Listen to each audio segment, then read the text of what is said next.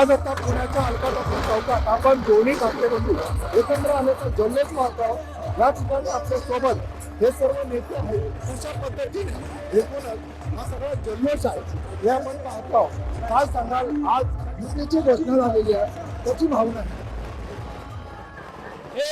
हा क्षण ऐतिहासिक क्षण आहे।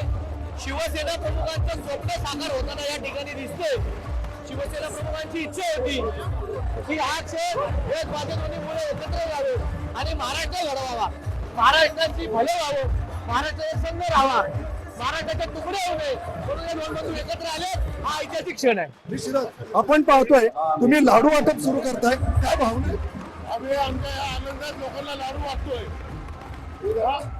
सगळ्या नागरिकांना लोकांना युती झाल्यामुळं आम्ही दोन्ही ठाकरे बंधू एकत्र आल्यामुळे आम्हाला सगळ्यांना खूप आनंद झालाय आणि त्या आनंदाचा आम्ही सगळ्या पुणे शहरातील सगळ्या नागरिकांना त्या ठिकाणी लाडू वाटतोय।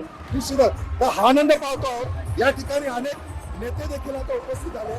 काय आनंद आहे आपला कशा पद्धतीने एकूण आपण पाहतोय युती झाल्याचा आनंद कशा प्रकारचा? आता तुम्ही बघितलं असेल युतीचा आनंद फटाके वाजवलेत, लाडू पेढे आम्ही एकमेकाला भरवतो आणि शिवसेना उद्धव बाळासाहेब ठाकरे आणि राजसाहेब हे एकत्र आल्यामुळे मराठी माणसाला खऱ्या अर्थानं जो आतापर्यंत अन्याय झाला भाजपकडनं त्याला उत्तर देण्यासाठी आम्ही एकत्र आलेलो आहोत। पुण्यामध्ये काय युतीमध्ये फरक काय राहील आणि पुण्यामध्ये कशा पद्धतीने बळ मिळेल?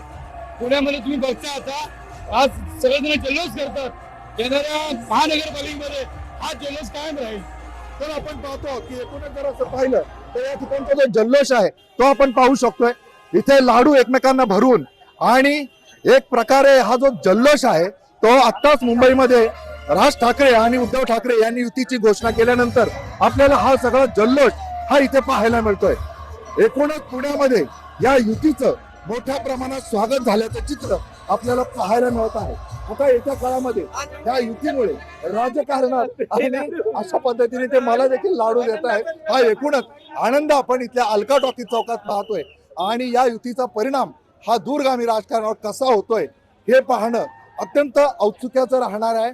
संपूर्ण राज्यामध्ये हा जल्लोष आपल्याला आता पाहायला मिळत आहे। अविनाश पवार, NDT मराठी, पुणे।